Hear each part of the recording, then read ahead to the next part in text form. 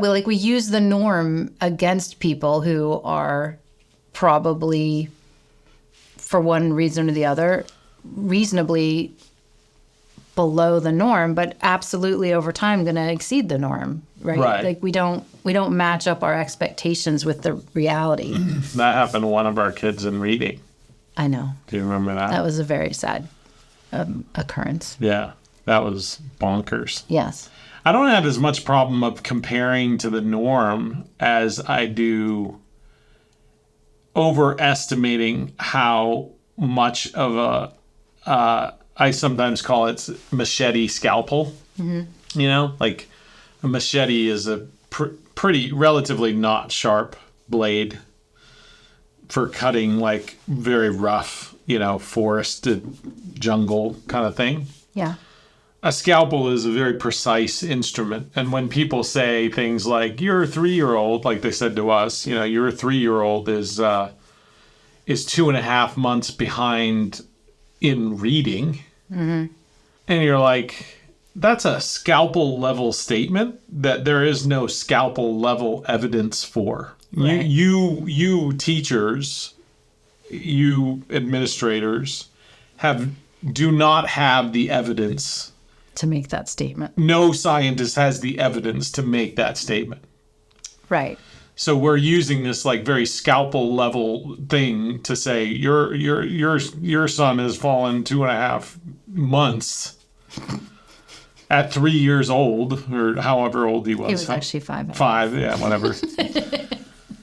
It's fine. I mean, it's just it's a scalpel level statement. Yeah. In the context of machete level data.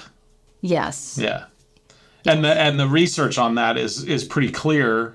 Mm-hmm. That boys will lag behind girls, for example, in reading. That schools tend to pathologize boys in reading. They do. They also tend to pick books that are very fictional narrative, which boys at a young age don't like. They like more graphic novels and encyclopedias and things that beat different things. Boy topics. Yes.